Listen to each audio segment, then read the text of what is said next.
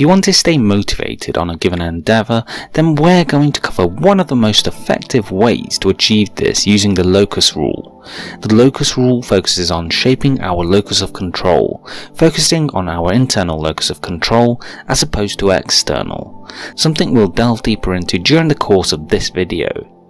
Now, to help me explain how to apply the locus rule, I'm going to use an example with YouTube, which I think will directly apply to many of you who also create content on the platform. So with that said, let's look at how to stay motivated using the locus rule. Number 1. Identify your goal. To begin, we often talk about motivation, but the starting point to get and use motivation to our benefit begins with identifying what you want to achieve to begin with.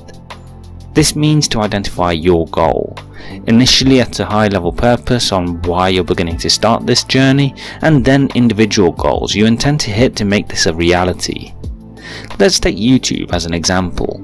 People begin creating content on the platform for various reasons, whether it be to become famous, to make money, or just because they love to create content. It's no different for me. I found myself seeking to go past my natural comfort zone in life, learn and develop new skills, and create content that's of value to people. Number 2. Identify what you need to achieve your goal. Once you know what you're working towards, you need to identify what you need to achieve to succeed in making your high-level goal a reality.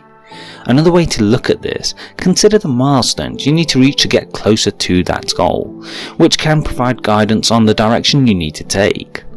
Going back to YouTube, imagine having 2 creators, both of which want to achieve success on the platform and both of which intend to build businesses on the back of it.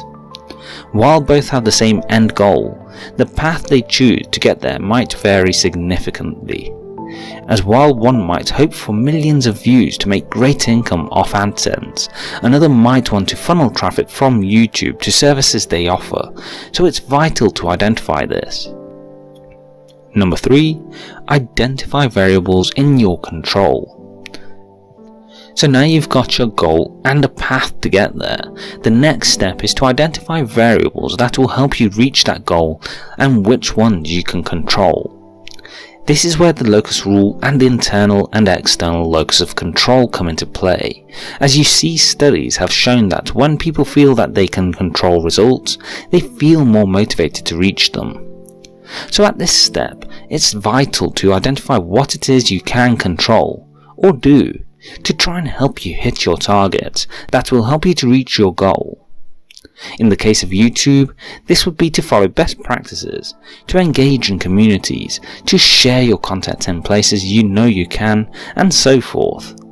So going back to our 2 creators on YouTube, let's say the creator working to build services chooses to focus efforts on variables they control, while the other tries to depend on the algorithm in hopes that their videos are shared. Which do you think is going to feel greater levels of frustration?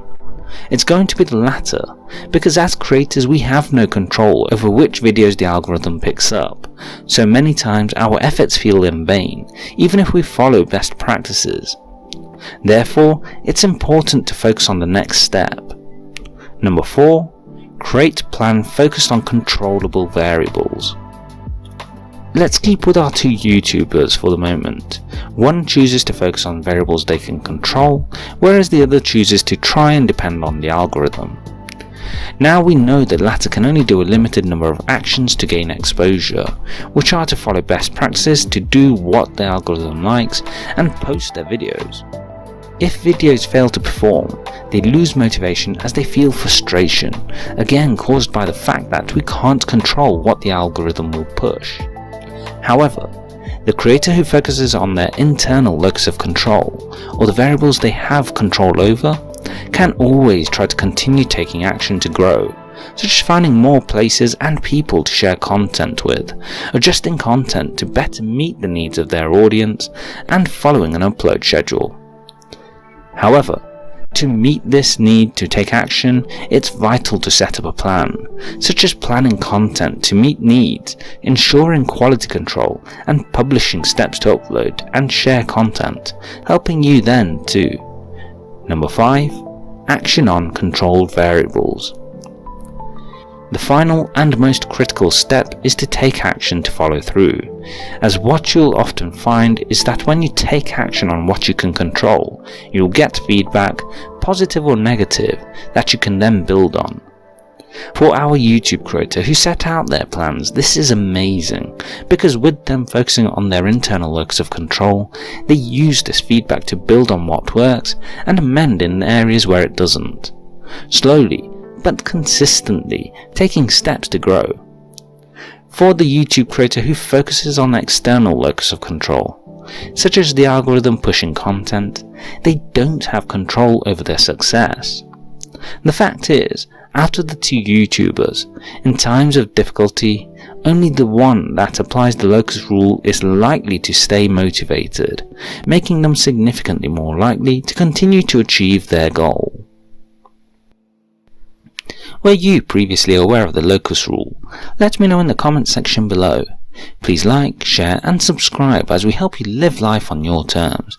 Don't forget to hit the bell icon to ensure YouTube notifies you of the latest upload. Thanks for watching.